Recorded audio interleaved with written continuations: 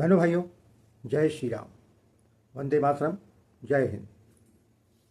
प्रकृति का नियम है कि जो ऊपर जाता है वो नीचे आता है, जो चढ़ता है वह उतरता भी है। जो उदय होता है जिसका, उसका अस्त भी होता है। जैसे सूर्योदय पर सुबह सूरज उगता है और वो मध्याह्न में बहुत तेजी से चमकता है, किंतु शाम को वह डूब जाता है। और प्रकृति का यही नियम हर क्षेत्र में इस ब्रह्मांड पर लागू होता है।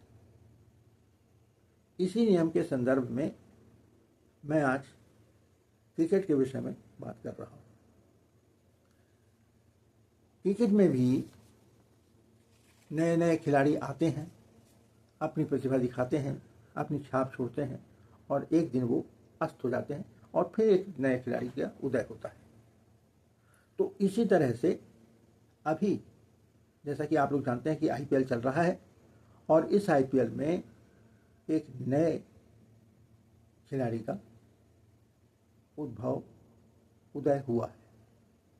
वैसे आईपीएल में भले ही और बुराइयां हों, लेकिन कम से कम एक बात तो इसमें अच्छी है कि वह नई नई प्रतिभाओं को मौका दे रहा है, जिससे ये जो छुपी हुई प्रतिभाएं थीं पूरे देश में, छोटे छोटे गांव से अपनी मेहनत से और लगन से वे सामने आ रहे हैं और अपनी प्रतिभा को दिखा पा रहे हैं। क्योंकि इसके पूर्व ऐसी स्थिति नहीं थी। बम्बई और दिल्ली, इन दो जगहों से या ज़्यादा से ज़्यादा कर्नाटक या कलकत्ता, इन 4-5 बड़ी जगहों से ही खिलाड़ी मिलते थे और वही इंडिया को रिप्रेजेंट करते थे।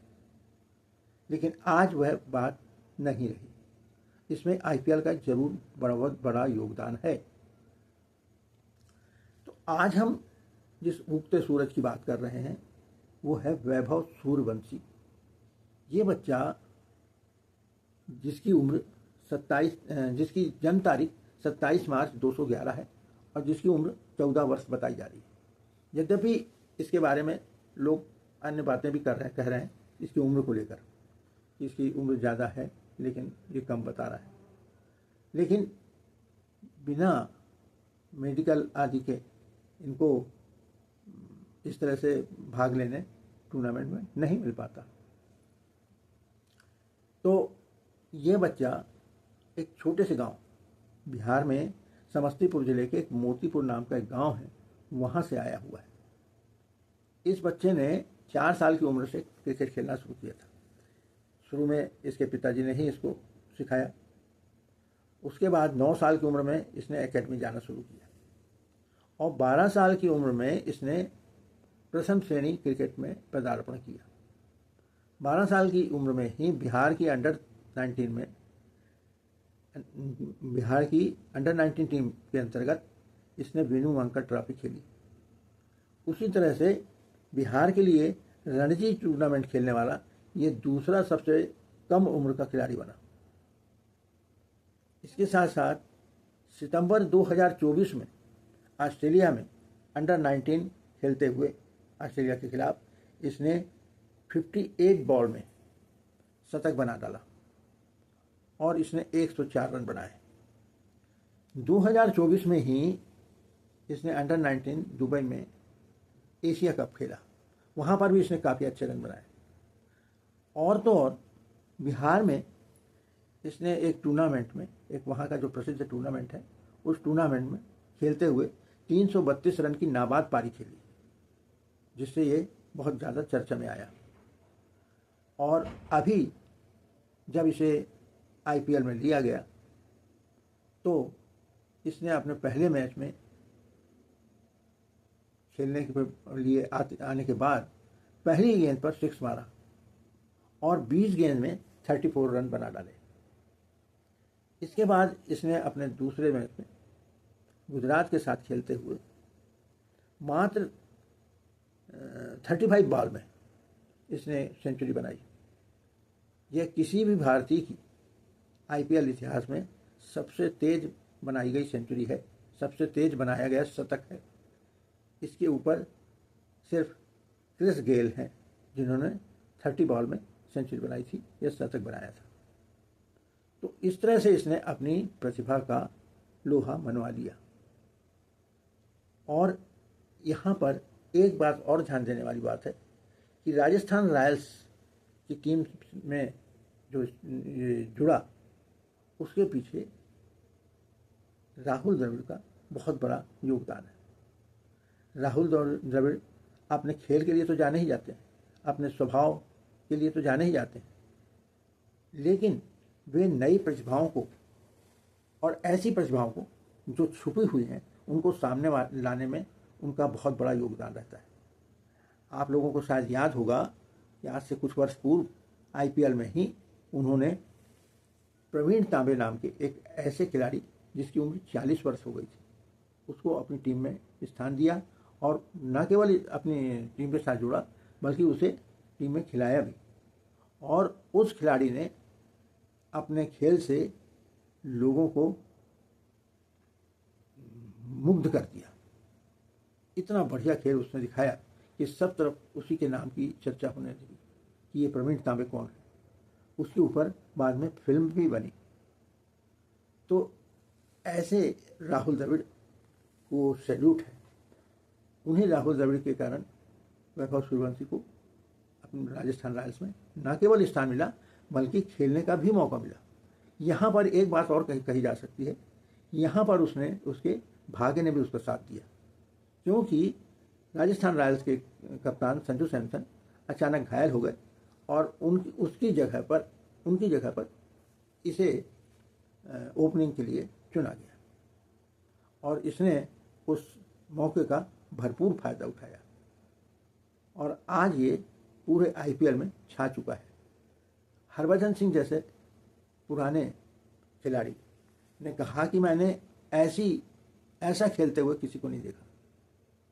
इतने सालों से मैं क्रिकेट खेल रहा हूँ और खेला हूँ, किंतु इस ढंग से खेलते हुए मैंने आज तक नहीं। क्या क्रिकेट खेल रहा है, छक्के पे छक्का, चौके पे चौका सीधे मार रहा है।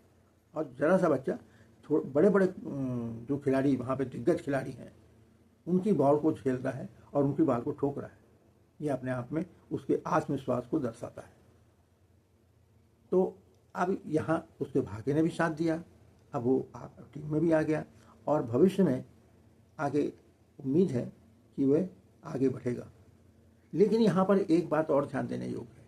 अब इसके बाद भाग्य ने तो उसका साथ दिया, इसके साथ साथ अब यह उस पर भी निर्भर करता है, खिलाड़ी पर, क्योंकि ऐसे कई उदाहरण हैं जो अपनी प्रतिभा के बल पर आगे आए, मेहनत के बल पर आगे आए और भाग्य के बल पर आगे आए। इन तीनों के कारण वे आगे आए तो, लेकिन वो ज़्यादा देर टिक नहीं सके, जिसमें सबसे बड़ा उदाहरण विनोद कांबली का है। सचिन और विनोद कांबली दोनों बचपन से एक साथ खेलते आए, दोनों के कोच एक ही थे और उनसे जब पूछा जाता था तो विनोद कांबली को वो सचिन से थोड़ा बेहतर मानते थे। किंतु क्या हुआ, क्या क्रिकेट में कुछ समय जब उनका चयन हो गया, टीम में आ गए, तो कुछ समय जब खेलने के बाद उनके रवैये में अंतर आ गया। उनके पास क्रिकेट के साथ साथ और भी उनके साथ चीज़ें जुड़ गई और भी काम में उनका ध्यान बट गया। जबकि सचिन तेंदुलकर अपने जुनून, अपनी लगन के कारण केवल और केवल क्रिकेट में ही समर्पित रहे। इस कारण सचिन आज गॉड के रूप में जाने जाते हैं और विनोद कांबली क्रिकेट से ही बाहर हो गया। अब कोई उसको जानता भी नहीं, पहचानते भी नहीं, नए लोग तो बिल्कुल उसका नाम तक भी नहीं जानते और आज वह बहुत दयनीय स्थिति में है। इसी तरह से पृथ्वी शाह नाम का एक युवक जो अंडर 19 इंडिया टीम का कप्तान था और उसकी कप्तानी में टीम जीती थी, उसमें भी बहुत प्रतिभा थी, वह भी टीम में आ गया था, लेकिन उसको भी अपनी गैर जिम्मेदाराना हरकतों के कारण उसे भी बाहर होना पड़ गया और आज वो भी क्रिकेट से, भारतीय क्रिकेट से तो कम से कम लुप्त हो चुका है। तो यहाँ पर भाग्य तो साथ देता है, लेकिन उसके साथ साथ आपको वहाँ पर स्थान पर बने रहने के लिए लगातार मेहनत और जुनून साथ में रखना पड़ता है। अब आइए डूबते सूरज की बात करें। डूबता सूरज अर्थात जो अब अस्त होने पर आ चुका है। जी, मैं बात कर रहा हूँ MS धोनी की। MS धोनी यानी महेंद्र सिंह धोनी। इनका जन्म 7 जुलाई 1981 को हुआ। ये रांची में जन्मे, झारखंड में जो रांची है वहाँ इनका निवास है। यह भी व्यक्ति अपनी लगन, अपनी मेहनत से आगे बढ़कर आया और जैसे ही भारतीय टीम में इनका प्रवेश हुआ, वहाँ इन्होंने अपनी प्रतिभा से अपना लोहा मनवा लिया। एक तो इनके बड़े बड़े छक्के मारने की कला, हेलीकॉप्टर शॉट, और संकट के समय अपनी टीम को संकट से उबारना, इस बात की कला ये इनमें कूट कूट कर भरी हुई थी। और सबसे बड़ी बात, शांत चित्त से होकर खेलने वाले, हड़बड़ी में या टेंशन में आकर या गुस्से में आकर खेलने वाले नहीं थे। तो इन्होंने अपने उस ढंग से अपनी जगह भारतीय टीम में पक्की कर ली और धीरे धीरे एक समय आया कि ये कप्तान के रूप में स्थापित हो गए। और कप्तानी के रूप में इनकी वाहवाही और भी ज़्यादा, एक खिलाड़ी के से भी ज़्यादा एक कप्तान के रूप में ज़्यादा हुई। उनको कैप्टन कूल के नाम से जाना जाता था। किस तरह से अपनी टीम को जिताना, हारती हुई टीम को भी जिताने की क्षमता महेंद्र सिंह धोनी में थी। इन्होंने अपनी कप्तानी में न केवल world cup, T20 world cup और ICC चैंपियंस ट्रॉफी, तीनों ट्रॉफी भारत के नाम पे की। इनको 2008 में सर्वोच्च खेल सम्मान मेजर ध्यानचंद खेल रत्न का पुरस्कार और सम्मान मिला। इसके बाद 2009 में इनको पद्मश्री मिली और 2018 में पद्म भूषण का से नवाजा गया। तो इस तरह से इन्होंने न केवल देश में बल्कि विदेश में भी अपना लोहा मनवाया और अंतर्राष्ट्रीय क्रिकेट से इन्होंने 2020 में संन्यास ले लिया। किंतु ये IPL से जुड़े रहे। IPL से शुरू से ये चेन्नई सुपर किंग की फ्रेंचाइजी से जुड़े हुए थे और आज भी उसी के लिए खेल रहे हैं।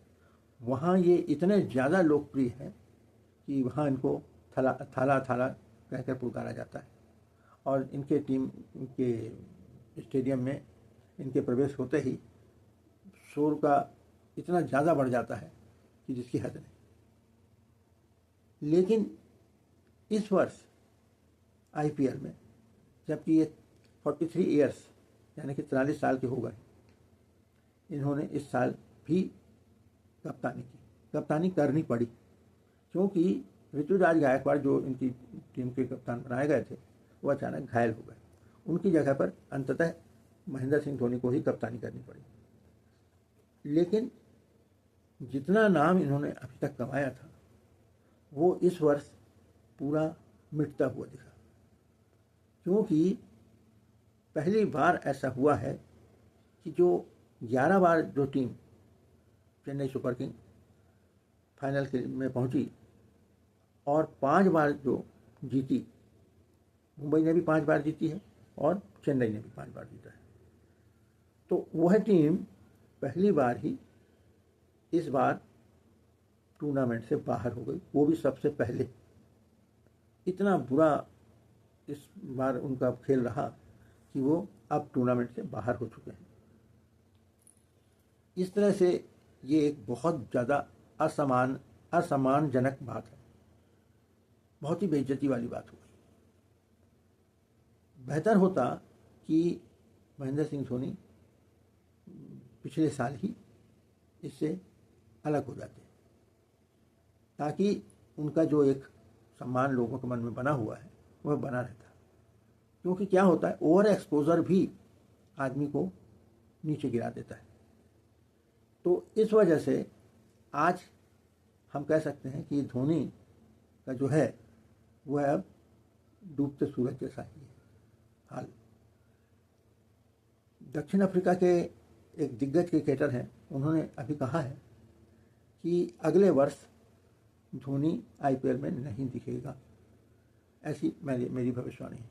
लेकिन यदि दिखते हैं तो ये बहुत बड़े आश्चर्य की बात होगी। यद्यपि धोनी में अभी भी चुस्ती फुर्ती है, खेल भी है, लेकिन उम्र का असर दिखाई देता ही है।